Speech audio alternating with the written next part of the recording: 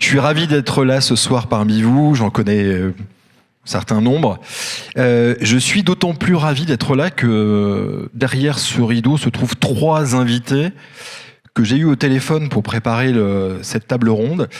Et vous allez voir, ils ont des choses passionnantes à raconter. Ce qui me fait un peu peur, c'est qu'on a 45 minutes et je pense que ça va aller très très vite. On a un industriel, on a un économiste et on a un philosophe. Et ce qu'ils ont à raconter ce soir est intéressant parce que vous le vivez dans votre profession tous les jours. On le vit en tant que à la fois professionnel de l'automobile, mais aussi particulier. On est dans une vraie révolution aujourd'hui. Alors c'est vrai, c'est un mot que j'aime pas trop, parce qu'il est très galvaudé, mais l'automobile vit une vraie révolution qui va extrêmement vite. Ça part un peu dans tous les sens. Il y a des contraintes que vous voyez au jour le jour, qui sont à la fois des contraintes de circulation, des contraintes pour l'électrique, pour les voitures diesel, etc. On ne sait plus trop quoi acheter, c'est un peu confus, mais à la fois, on sent qu'il y a quelque chose qui bouge et qui va très très vite. Imaginez, il y a encore 10 ans, on parlait de la voiture autonome, c'était de la science-fiction. Aujourd'hui, c'est une réalité. La question, c'est plus est-ce qu'il va y avoir des voitures autonomes, c'est à partir de quand. Donc ça va à une vitesse extrêmement vite. Pour vous, c'est aussi parfois difficile de vous adapter. On est à la fois à un tournant, c'est-à-dire qu'on se pose tous la question de savoir si ça va être génial finalement ou un peu compliqué.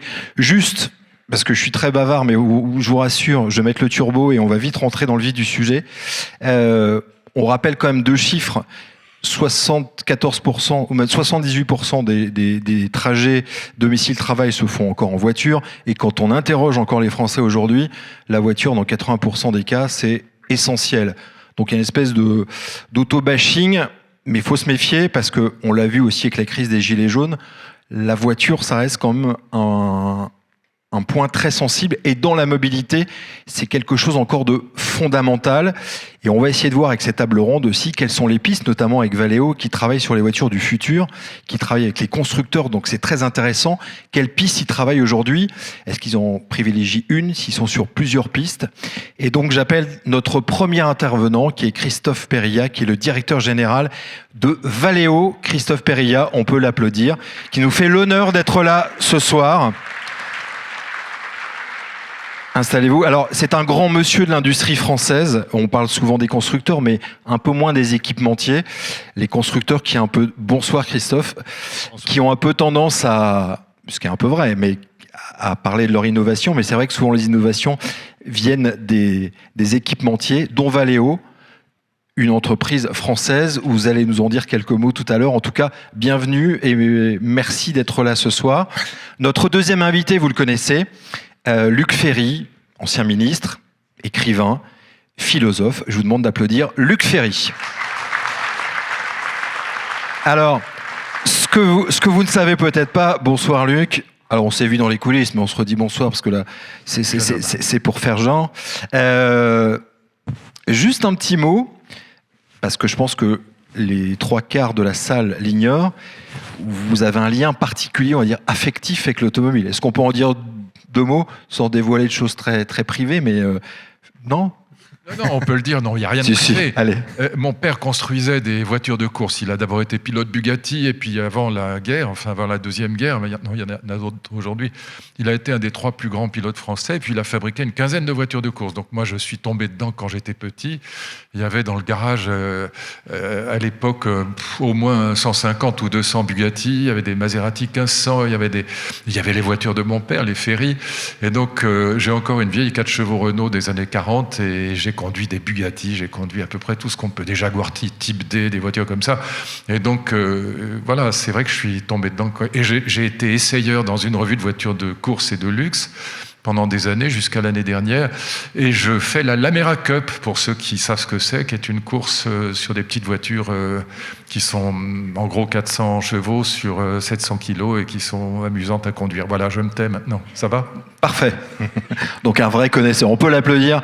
Et puis, notre troisième et dernier invité, Nicolas Bouzou, que vous avez certainement vu sur les plateaux télévision. C'est un économiste très connu. Nicolas Bouzou, bonsoir. Je ne sais pas s'il m'entend, s'il peut venir. Donc moi, je vais m'installer, ce que je vais me mettre ici. Ouais. Bonsoir et merci d'être là. On va mettre là. Bonsoir. Comme à la maison. Ouais. Merci d'être avec nous. Alors, Juste avant de commencer le débat, cette table ronde, peut-être un mot avec vous, Christophe Périllat. Donc, vous êtes à la tête de Valeo depuis janvier dernier. Juste pour donner un petit peu quelques chiffres sur Valeo. Valeo, c'est une entreprise qui travaille avec tous les constructeurs. Ça va quoi? Ça va être Dacia à Tesla. C'est quoi? Vous avez un spectre très large. Alors Tesla, j'ai pas le droit de le dire, donc je peux pas répondre à cette partie de la question. Moi, j'ai le droit. Mais Dacia, je peux le dire, donc la réponse est oui. Quelques mots sur Valeo. D'abord, merci de votre invitation. Je suis ravi d'être avec vous. Il y a peut-être deux manières de décrire Valeo. Il y a la manière de l'INSEE, on est un équipementier automobile. Et puis moi, je préfère une autre définition. J'aime à dire qu'on est une entreprise technologique pour une mobilité plus électrique et plus sûre. Alors évidemment, c'est pas tout à fait la même sémantique. Il y a le mot technologique. Technologique, ça veut dire qu'on est le premier déposant français de brevets dans le monde. Ça veut dire qu'on dépense 10% de notre chiffre d'affaires en R&D, ce qui n'est pas caractéristique d'une entreprise industrielle, qui est plus caractéristique d'une entreprise de tech. Donc on est une entreprise de tech. Il y a le mot mobilité, parce qu'on croit à la mobilité individuelle. Certains voudraient nous imposer des transports publics partout. Voilà, on croit à la mobilité individuelle et on croit qu'au-delà de l'automobile, il y a d'autres marchés qui s'ouvrent. Tout ce qui a 2 roues, 3 roues, 4 roues urbains et évidemment la voiture. Vous faites même un vélo électrique. Pardon ? Vous faites même un vélo électrique. Alors on fait pas de vélo électrique, mais on fait des moteurs. Des moteurs pour vélo électrique. Avec des changements de vitesse, jusqu'à 7 vitesses pour effectivement des vélos électriques. Mais on électrifie les scooters, on électrifie les motos, on électrifie les rickshaws en Inde. Donc finalement, tout ce qui roule, on l'électrifie, on le rend autonome. On parlera peut-être tout à l'heure des droïdes de livraison du dernier kilomètre. Donc livraison, cette fois-ci, transport de biens versus transport de personnes. Et puis une mobilité qui soit plus sûre. On parlera peut-être du véhicule autonome tout à l'heure.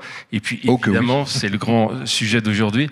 J'imagine aussi la mobilité électrique. Voilà. Juste un mot. C'est quoi l'objet que vous vendez le plus en automobile? C'est les caméras de recul? C'est quoi le... Alors des caméras, peut-être des capteurs pour le véhicule autonome. On en a fait. Ces 15 dernières années, on en a livré 1,5 milliard et on va en livrer 1,5 milliard dans les 5 ans qui viennent. Donc ça montre l'accélération absolument considérable. On met jusqu'à 16 caméras par voiture, on met jusqu'à 18 capteurs ultrasons qui font bip bip là, qui détectent par voiture. Donc il y a aujourd'hui une prolifération absolument incroyable de tous ces capteurs. J'ai pas cité de chiffres, donc je vais le faire rapidement. Donc Valeo, c'est à peu près un tout petit peu moins de 20 milliards de chiffre d'affaires. C'est 110 000 personnes, c'est 180 usines dans le monde, donc 23 en France. On est un acteur français et fier de l'être. Voilà, donc une entreprise technologique pour une mobilité plus sûre et une mobilité électrique. Merci. Alors on va revenir évidemment sur tous ces détails. Nicolas Bauzou, j'ai envie de commencer par vous. Un peu dans l'actualité, même carrément dans l'actualité. On parle de mobilité, mais en ce moment il y a une guerre en Ukraine, il y a le prix de l'essence qui a flambé, les matières premières. Ça veut dire quoi? Ça veut dire qu'on va... Alors, question un peu naïve, mais on va vers moins de mobilité, on va vers moins de pétrole. Est-ce que ça va favoriser l'électrique? Alors, je sais qu'on n'a pas de boule de cristal, mais quel est le sentiment aujourd'hui d'un économiste par rapport à cette situation, on va dire, très compliquée et très complexe? Non, mais je vais vous dire, je pense pas qu'on aille vers moins de mobilité, parce que la mobilité est une aspiration très importante des gens aujourd'hui.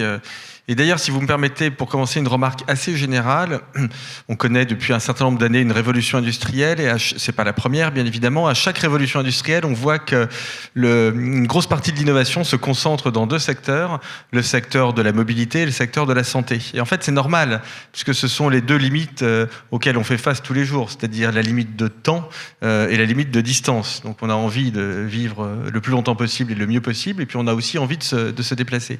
Et donc c'est ce que l'on voyait au début du 19e siècle, au début du 20e siècle, donc première révolution industrielle, deuxième révolution industrielle. La deuxième révolution industrielle, c'est encore plus flagrant avec les constructeurs automobiles, et c'est aussi ce que l'on voit aujourd'hui avec toute cette révolution de la mobilité. Donc je ne crois pas du tout à un recul de la mobilité. Ce qui est vrai, en revanche, vous avez tout à fait raison, c'est qu'on entre dans un contexte qui, me semble-t-il, alors la position que je défends ici n'est pas majoritaire chez les économistes, mais je pense que nous entrons dans un contexte qui est durablement inflationniste, et pas seulement sur les prix de l'énergie en fait.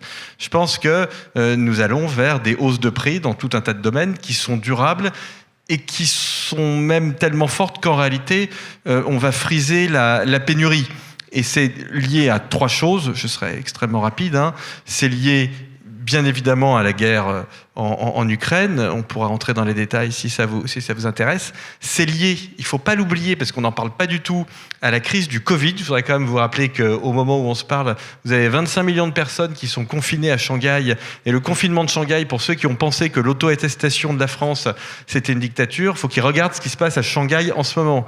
Où quand il y a une personne de malade dans un immeuble de 1000 habitants, l'entrée de l'immeuble est scellée par les autorités chinoises, qui vient faire à toute la population un test PCR à n'importe quelle heure du jour et de la nuit, tous les 2 jours, et qui emmène les enfants positifs et qui les met dans des hôpitaux publics, si vous voulez. Donc le confinement de Shanghai, vous pouvez imaginer qu'il a des effets sensibles sur l'activité économique. Donc vous voyez, on a des difficultés à produire des hydrocarbures, mais pas que, en Russie, en Ukraine et surtout le pourtour de la mer Noire. On a des vraies difficultés aujourd'hui de production en Chine, ça c'est vraiment très important d'avoir ça en tête. Et de l'autre côté, et c'est ça qui fait l'inflation et qui fait qu'il y a une demande forte pour les hydrocarbures et des prix élevés, on a au niveau mondial une demande, une activité, consommation, investissement qui est très forte. Parce qu'on a fait des plans de relance massifs, y compris en France, mais absolument partout. Donc vous comprenez ce que je veux dire ? Pas beaucoup d'offres, et une beaucoup énorme de demandes, mais une aspiration à la mobilité. Donc cette aspiration à la mobilité, elle va se heurter à certaines contraintes. Ah oui, c'est plus difficile de trouver du pétrole. Oui, ça va être plus difficile de trouver du gaz. Oui, on va électrifier le plus de choses possible, mais l'électrification, j'y reviendrai si vous m'y autorisez, j'y reviendrai tout à l'heure, elle a un coût qui est important. Donc, voilà, une mobilité dans un environnement qui change et qui va tirer l'innovation technologique. Et je m'arrête là parce qu'en économie, nécessité fait loi. C'est quand on a des aspirations et des contraintes qu'il y a beaucoup d'innovation. Et dans la mobilité, on est pile dedans. Luc Ferry, est-ce que vous pensez que c'est une période justement un peu... Alors, qui est tellement, pour rebondir sur ce que vient de dire Nicolas, est-ce que c'est une période qui est vraiment très contraignante et que du coup, on va innover et davantage innover et proposer des choses peut-être auxquelles on ne s'attend pas aujourd'hui. Est-ce que ça, c'est propice pour ce genre de on va dire, activité, notamment dans l'automobile et la mobilité ? Oui, moi, je suis entièrement d'accord avec ce que vient de dire Nicolas. Il y a une autre contrainte qui va peser sur la mobilité, c'est évidemment l'écologie. Donc à la fois un monde inflationniste, et Nicolas a tout à fait raison, et en même temps un monde dans lequel on va demander à la mobilité d'être de plus en plus propre et de moins en moins dangereuse. Donc on a un changement par rapport aux années 50 du rapport à la voiture, ce que Roland Barthes décrivait dans ses mythologies. Il parlait de la déesse comme étant une voiture qui était à la fois la beauté, la vitesse. Enfin, il y avait la voiture dans les années 50, c'était à la fois un statut social qu'on affichait, c'était aussi un moyen de séduction. Ça avait le charme de la vitesse, du bruit, même la consommation, on s'en fichait comme de l'an 40. Tout ça est complètement derrière nous.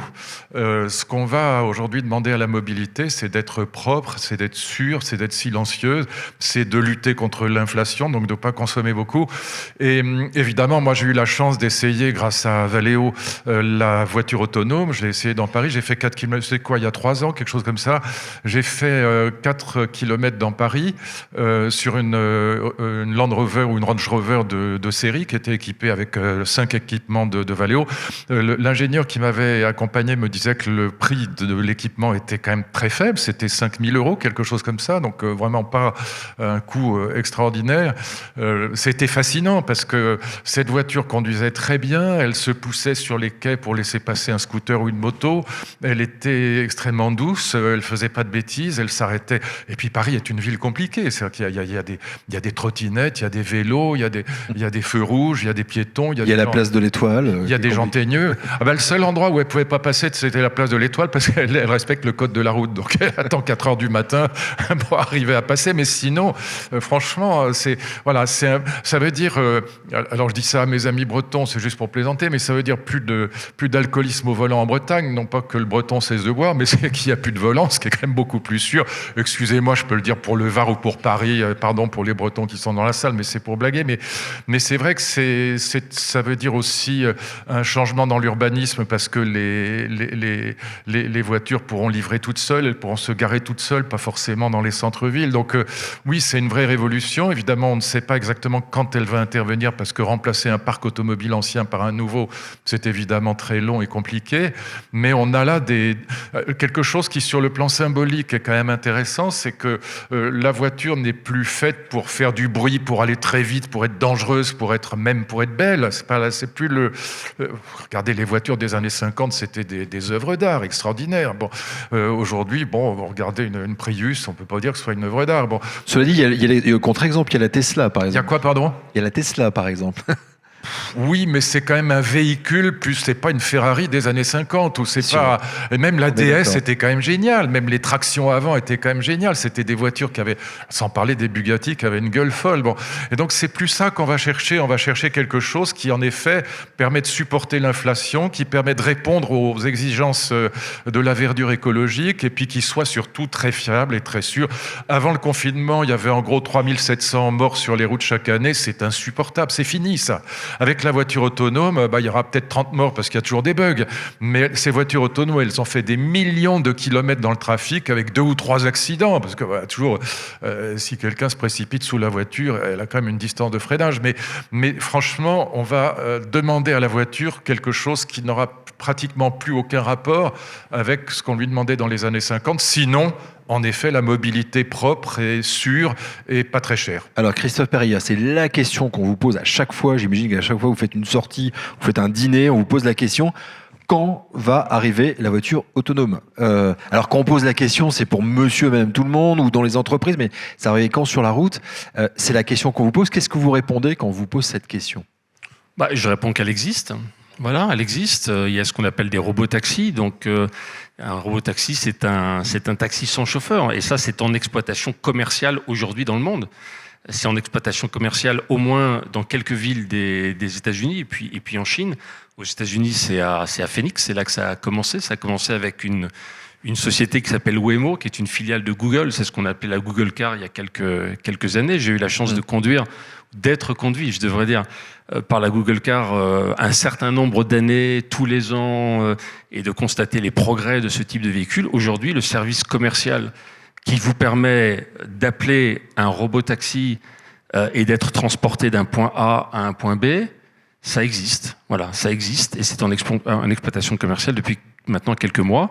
Ils viennent d'ouvrir à San Francisco. Alors Phoenix, c'est facile comme ville. Hein. C'est à l'américaine. Une ville à l'américaine avec des grandes avenues qui se croisent de manière perpendiculaire. San Francisco, c'est une autre affaire. Ça ressemble, comme le disait Luc tout à l'heure, beaucoup plus à Paris, avec une vraie complexité. Et le service commercial est ouvert aujourd'hui, donc vous pouvez y aller. Et puis ça, c'est Waymo. Et puis il y a GM, General Motors, qui le fait avec une de ses filiales qui s'appelle Cruise. Et puis vous avez 3, 4, 5, 6 sociétés de robotaxis qui sont ouvertes en Chine et qui également commencent à commercialiser ces robotaxis. Alors, si votre question, c'est pour vous et moi, pour vous et moi, non, c'est pas pour demain. C'est pas pour demain, c'est pour après-demain. Je pense que l'industrie automobile a eu tort de donner une date. Hein. Il y a eu quelques célèbres déclarations de patrons de constructeurs automobiles qui ont dit c'est pour 2020, puis ils ont dit 2025, et puis ils ont poussé en 2030. Non, pour vous et moi, c'est pas pour demain. Voilà, pour des raisons de coût, parce qu'on a une utilisation du véhicule autonome qui serait stupide. C'est-à-dire qu'il faut mettre beaucoup d'argent pour y arriver. Et comme vous le savez, votre voiture, elle est 97% du temps parquée. Et vous l'utilisez 3% du temps. Donc, du point de vue de l'allocation de capital, vous et moi ayant un véhicule autonome, ça n'a pas de sens. Par contre, en transport de type taxi, ça a beaucoup de sens. Par contre, pour transporter dans certaines zones rurales même d'ailleurs. Et puis pour transporter des biens, c'est-à-dire, je pense que ça viendra d'abord par le transport de biens. C'est ce que j'ai appelé Droid tout à l'heure. Droid, c'est une glacière sur roue, un four sur roue. C'est-à-dire que ça vous apporte votre pizza, ça fait la livraison du dernier kilomètre. Les villes ne veulent plus de ces camionnettes qui polluent, qui occupent la voirie. Elles ne veulent plus de ça dans leur ville. Et donc, il faut aujourd'hui transporter sur 1 km, 2 km, 3 km de votre Franprix, de votre magasin jusqu'à chez vous, l'objet dont vous avez besoin. Ce que vous commercialisez, ce que vous vendez. Voilà, et ça existe. Prenez une société comme... alors, c'est pourquoi la Chine, pourquoi les États-Unis ? Parce que bon, c'est les deux zones les plus innovantes probablement dans le monde aujourd'hui. Une société comme Meituan en Chine, qu'on ne connaît pas, probablement vous ne connaissez pas cette société, elle livre, c'est l'équivalent de Deliveroo. Elle livre 100 millions de repas par déjeuner. Donc elle embauche... 100 millions. Pardon ? 100 millions. 100 millions, ouais. 100 millions par déjeuner. C'est à l'échelle de la Chine. Et leur problème principal, comme le problème de Uber, etc., c'est les gens, c'est la pénurie. On parlait de pénurie de matières premières, mais il y aura de plus en plus une pénurie de main-d'œuvre. Donc leur problème, c'est qu'ils ne peuvent pas recruter, ils n'ont pas la possibilité de recruter. Donc la vraie capacité pour ces sociétés de continuer à se développer, à développer leur chiffre d'affaires, à développer leur business, c'est que ces livraisons soient autonomes. Et ça, c'est pas très compliqué, parce que vous prenez pas le risque de transporter une personne avec la liability qui va avec. Si vous transportez une pizza, si la pizza a un problème, c'est pas très grave. Voilà. Donc, on pense, nous, que petit à petit, la première application va être une application vers du transport de biens, pardon. Alors ça, Nicolas Bouzou, c'est une vraie révolution. C'est-à-dire que là, on parlait de révolution tout à l'heure. Ça, c'en est une, et une sacrée révolution. C'est-à-dire que ça change notre quotidien. La mobilité, ça change plein de choses. La façon d'acheter. Ouais. Alors, en fait, il y a trois dimensions, me semble-t-il, dans les changements qui affectent la mobilité. La première chose, c'est que les gens veulent se déplacer plus rapidement, notamment dans les métropoles. Ça, c'est vraiment Alors, à Paris, on le vit bien. On voit bien que c'est difficile, qu'il y a des encombrements, etc., que tout fonctionne pas comme ça devrait fonctionner. On critique beaucoup Paris, mais les déplacements à San Francisco, par exemple, c'est un cauchemar absolu. Enfin, voilà, donc c'est encore pire d'une certaine façon. Donc ça, c'est la pire qu'à Paris. Première. Oui, mais il n'y a pas de transport public, on peut pas se garer, il n'y a pas de parking. Enfin, c'est pas exactement les mêmes types de problèmes, mais il y a beaucoup de problèmes, et la vérité, c'est que dans toutes les métropoles aujourd'hui, il y a quand même de très gros problèmes d'encombrement. Alors peut-être pas à Singapour, mais dans la plupart des métropoles occidentales en tout cas. Donc ça, c'est la première chose, se déplacer plus vite. La deuxième chose, c'est se déplacer de façon écologique, c'est-à-dire décarbonée, pour le dire clairement.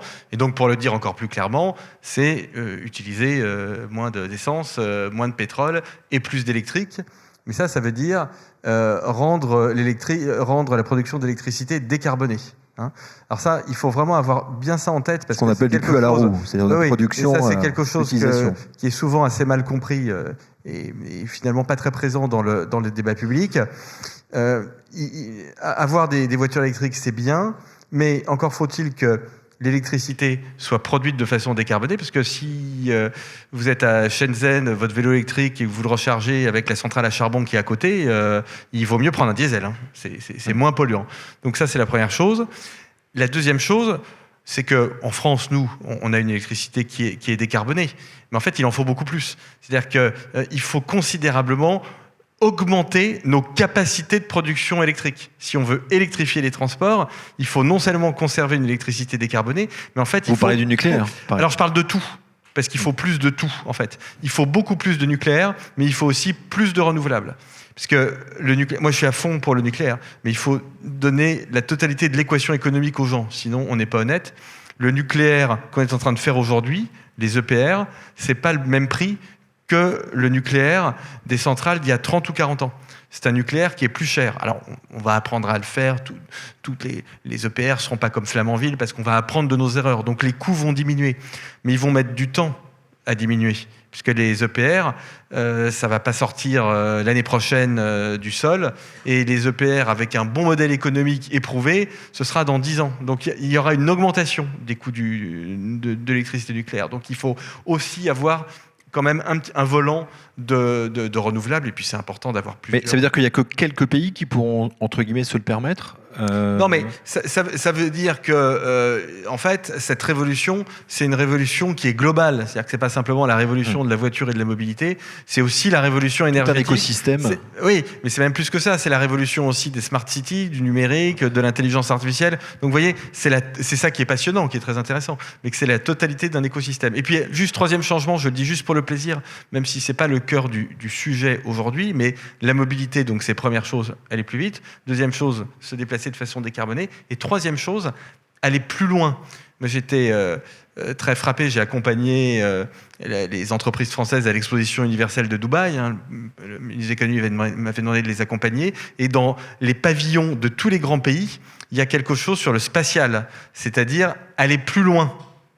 Vous voyez ? Donc c'est se déplacer autrement sur Terre, se déplacer de façon décarbonée, mais il y a aussi cette idée que je trouve absolument fascinante en réalité, d'aller plus loin. C'est la nouvelle frontière. Voilà, exactement. Ouais, c'est tout à fait ça. Revisiter. Et donc là, vous comprenez ce que je vous ai dit en introduction, c'est-à-dire que cette question du déplacement, comme la question de la santé, moi c'est pour ça que c'est les deux sujets qui me passionnent le plus, mais parce que c'est très fort dans l'histoire de l'innovation et dans l'histoire du progrès humain. Vous voyez, c'est quelque chose qui revient tout le temps. Première révolution industrielle, chemin de fer. Deuxième révolution industrielle, la voiture. Vous voyez ? Donc à chaque fois, vous avez ça, vous avez ces avancées-là.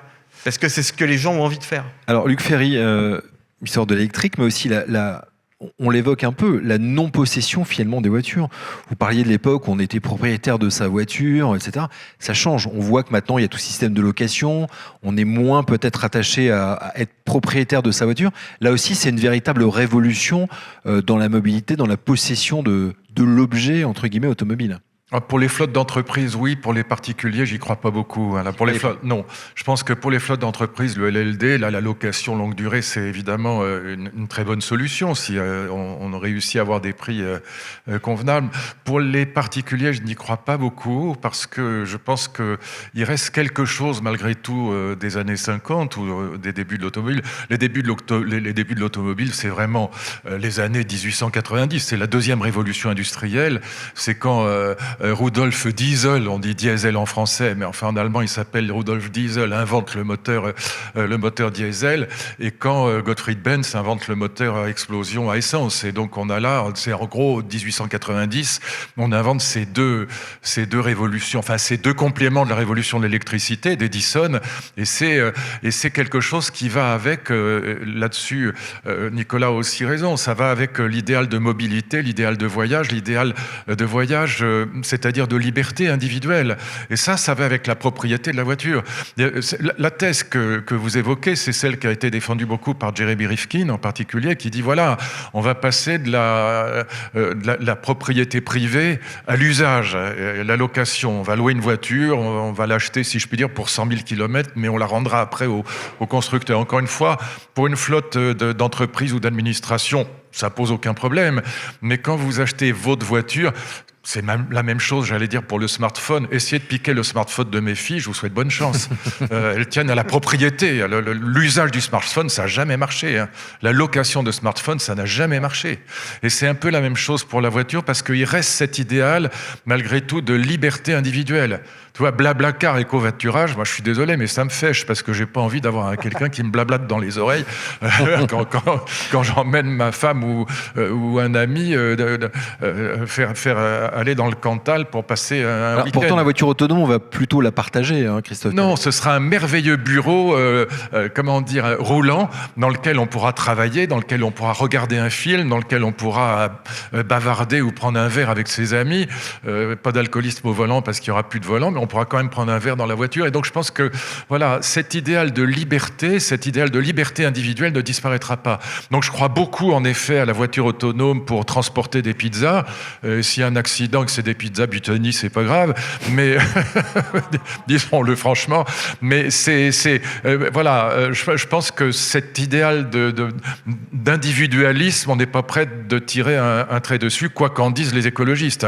Et il suffit pas de dévaster Paris pour être élu président de la République. On l'a vu quand on se heurte, si je puis dire, aux vrais gens, ça devient plus délicat que quand on a affaire seulement aux grands électeurs.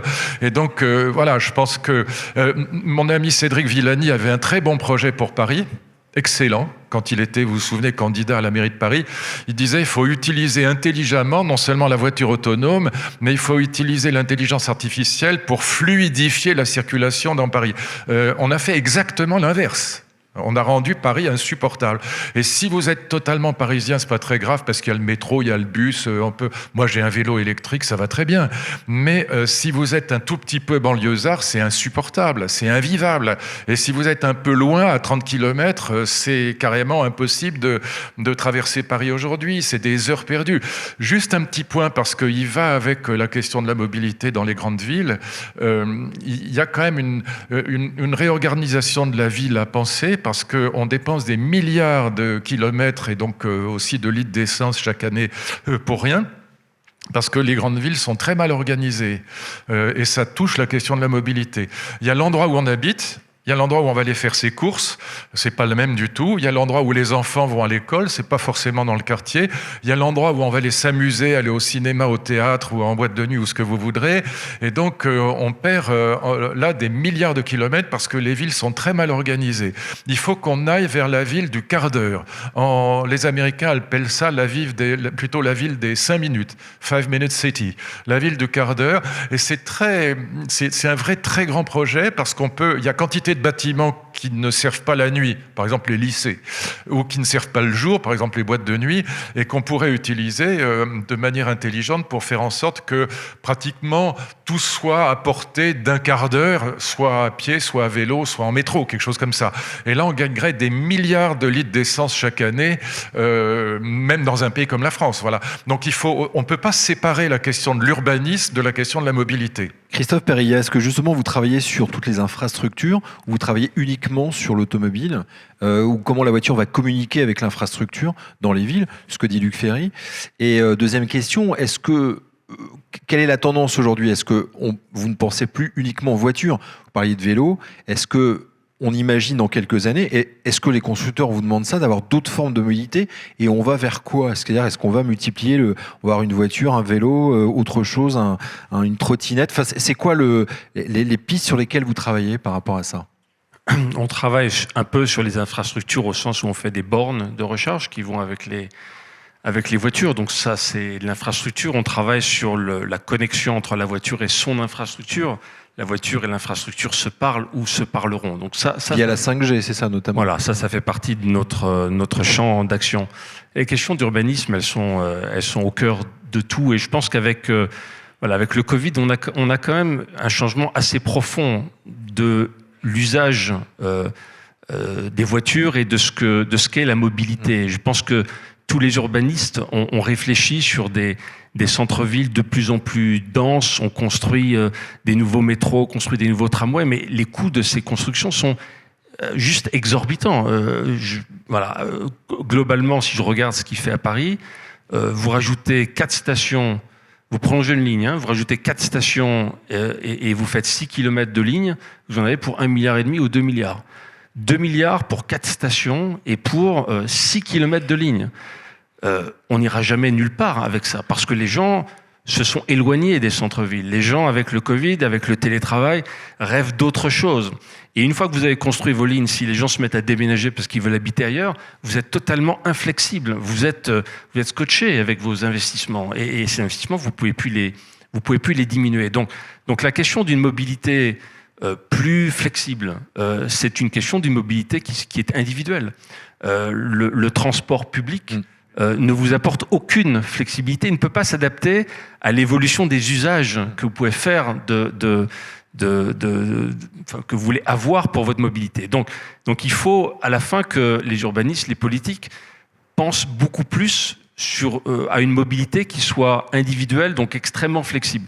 Et à partir de là, moi je crois beaucoup à la liberté. On verra bien. On verra bien si les gens utilisent... Vous travaillez sur quelle piste? On travaille bien sûr sur les voitures.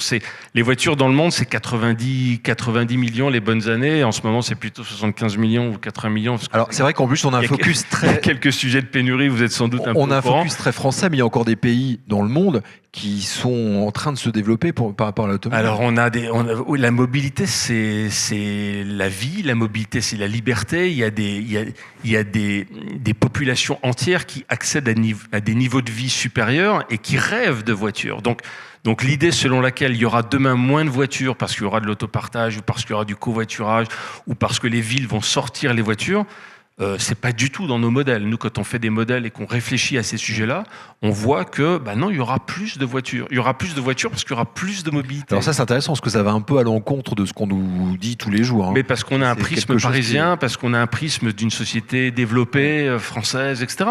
C'est le prisme des métropoles, mais les gens s'éloignent des métropoles. Et puis vous avez des pays entiers qui ont soif de mobilité, qui ont soif de voitures. Donc la mobilité individuelle, c'est une mobilité très importante pour demain, avec plus de voitures, mais pas des courbes qui montent jusqu'au ciel. Quand je parle de 100 millions de voitures, c'est ce qu'on produisait presque en 2017. Bon, aujourd'hui, encore une fois, on est plutôt à 75 millions pour les sujets de pénurie que vous connaissez. Mais donc 100 millions. Mais au-delà de ces 100 millions, vous allez avoir 50 millions de vélos électriques, vous allez avoir 30 millions de scooters électriques, vous allez avoir toute une forme très diversifiée d'usages que je ne peux pas prévoir. Je ne peux pas les prévoir parce qu'on a vu à quelle vitesse tous ces nouveaux objets sont arrivés dans nos vies. La seule chose que je sais en tant que directeur général de Valeo, c'est qu'il y aura forcément de l'électrification, et c'est ce qu'on fait. Voilà, on fait des moteurs électriques, on fait des onduleurs, on fait des réducteurs, donc on fait exactement ce qui est nécessaire pour que tous ces nouveaux produits que nous ne concevons pas, mais que nos clients conçoivent, aient besoin d'un moteur Valeo. Et puis, beaucoup de ces produits seront autonomes, donc nécessiteront les capteurs de Valeo. Donc ça, en tant que directeur général de Valeo, c'est ce que je vois, que quels que soient ces nouveaux usages, et je ne suis pas capable de les penser ou de les inventer, parce qu'il y aura de la créativité partout pour inventer de nouveaux produits, mais ce que je sais, c'est qu'ils seront électriques, et pour un certain nombre d'entre eux, qui seront autonomes. Nicolas Bouzou, vous vouliez réagir sur ce qui vient d'être dit ? Oui, sur l'avenir de la voiture. En fait, je voudrais vous dire deux choses. La première chose, c'est que quand on fait de la prospective sur l'aménagement du territoire, par exemple, c'est-à-dire quand on regarde les endroits où on peut construire des logements, vous savez qu'on manque de logements en France, donc les endroits où on peut construire des logements, les endroits où pourrait aller l'activité économique, les endroits où il reste encore des services publics, on voit que le potentiel de croissance, il est dans les villes moyennes. Et en fait, dans les villes moyennes, vous avez, même s'il y a des bons réseaux de transport public, il y a des tramways, mais vous avez quand même besoin d'avoir une voiture. Si vous habitez au Havre, même si le Havre n'est pas une très grande ville et où qu'on peut faire du vélo en ville, même si le TER Normandie s'est amélioré, vous avez quand même besoin d'une voiture. Donc ça, c'est la première chose. La deuxième chose que je voudrais vous dire, a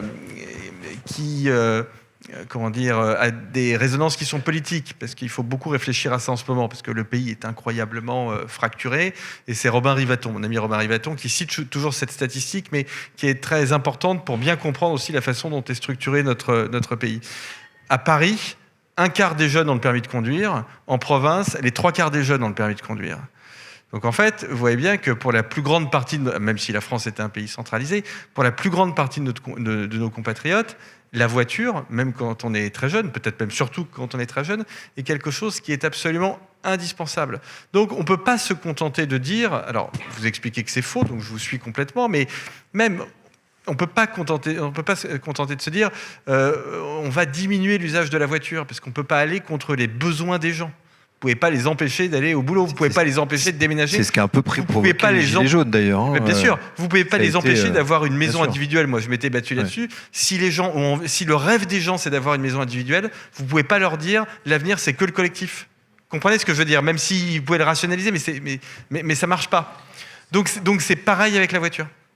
Est-ce que Luc Ferry, on parlait d'ailleurs tout à l'heure, alors c'est marrant parce que moi j'ai trois garçons Paris, il n'y en a aucun qui a passé le permis. Moi, alors, le jour des 18 ans, 18 ans à 1h, j'ai passé mon permis. Quoi. Moi aussi. Ça, c'est quelque chose qui a changé. Ah ben évidemment. Il y a une dichotomie entre les villes et moi, j'ai 3 filles, aucune n'a passé le permis. Elles ont l'âge de le passer. Bon.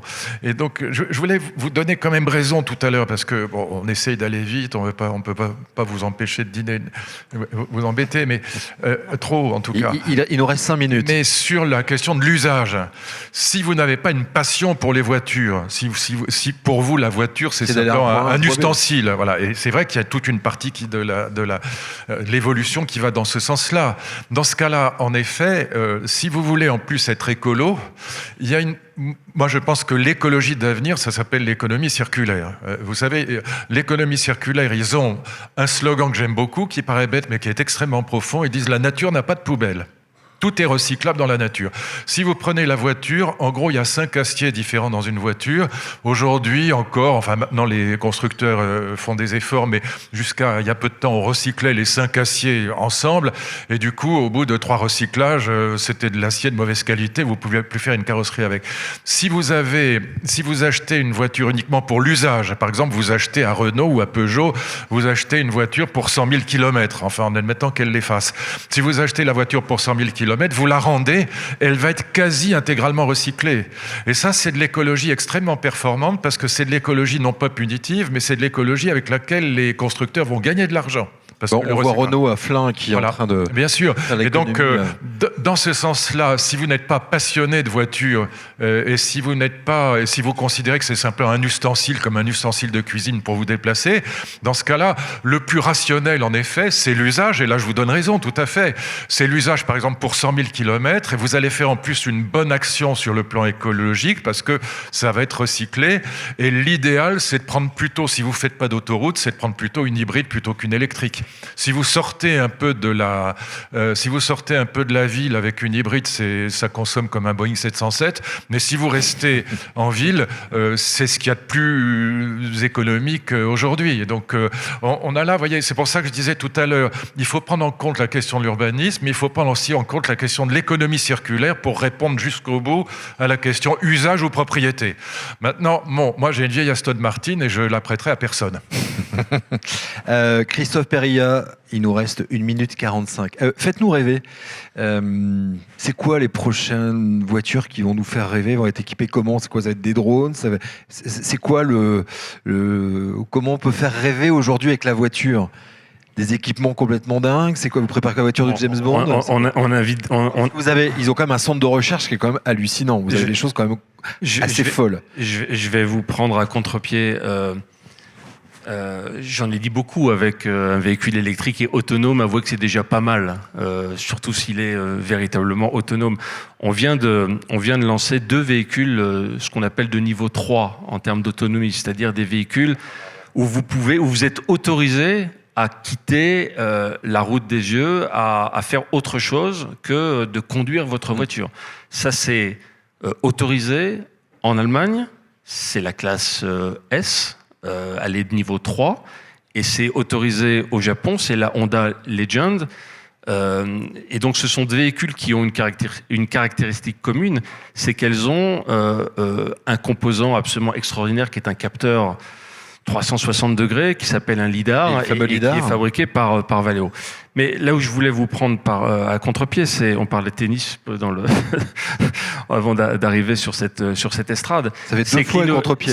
C'est que l'innovation, c'est pas seulement des choses extraordinaires. L'innovation, c'est aussi amener toutes ces technologies à des coûts que chaque utilisateur va pouvoir payer. Et ça, c'est quand même, quand on parle de véhicules autonomes ou de véhicules électriques, c'est quelque chose qui est très fondamental. Tout le monde a peur que le prix des véhicules augmente, et il augmente aujourd'hui. Et le rôle d'industriels comme nous, c'est le cas de tous les équipementiers, c'est le cas des constructeurs, c'est de prendre toutes ces innovations, mais pas d'innover cher, d'innover pas cher. C'est-à-dire de faire en sorte que on arrive à ramener centime après centime, euro après euro, dizaines d'euros par dizaines d'euros, ces technologies pour les rendre disponibles à bon prix pour qu'elles se démocratisent. Et toute l'histoire des innovations de Valeo, c'est d'arriver à un produit dont on est très fier, qu'on montre, mais ça n'a pas grand intérêt. Ce qui intéresse, c'est quand c'est dans la voiture de tout le monde et que vous avez des taux de monde qui commencent à être de 30%, de 70%, de 100%. J'ai vécu ça, moi je suis dans le groupe Valeo depuis 20 ans, j'ai vécu ça sur les clims. Voilà, les clims, on est passé de 0% à 100% aujourd'hui. Mais les capteurs... Aujourd'hui, c'est imaginable d'acheter une voiture sans clim. C'est inimaginable. Mais les capteurs de recul, c'est ça aussi. On a aujourd'hui des taux de monde qui sont proches de 100%, alors qu'on a commencé en 1991 sur la BMW série 7, c'était la première fois qu'on le sortait. Et les capteurs, on va dire, les caméras, par exemple, Surround View, celles qui regardent 360 degrés autour de véhicules et qui reconstituent, qui est une fonction absolument extraordinaire. Notre enjeu, c'est d'abaisser le prix, c'est d'abaisser le coût pour que le taux de monte s'approche de 100%. Et ça, c'est une vraie innovation. L'innovation qui est dans la poche de tout le monde, c'est un smartphone, ou qui est dans la voiture de tout le monde. C'est ça notre boulot. Merci. Alors, je vous l'avais dit, difficile de tenir en 45 minutes, on l'a fait. Pourtant, il y a des choses passionnantes à dire. J'espère qu'on pourra refaire une table ronde et vous inviter une deuxième. Je dis 2, pas seconde, parce qu'on pourra faire une 3e. Et je pense que le sujet est épuisable. Merci infiniment. Nicolas Bouzou, merci. Merci beaucoup. Luc Ferry, merci infiniment. Christophe Périllat, merci infiniment également. Et on vous souhaite quoi? Plein de petits robots taxis partout dans le monde, c'est ça? Là, ce soir, c'est livré comment? C'est livré avec les robots taxis ou non? Non, c'est pas vous. Je me suis pas occupé de la logistique, donc je ne sais pas. Voilà, pour le prochain gala, ça sera livré par Valeo. Merci infiniment. Bon appétit, on peut les applaudir. Merci.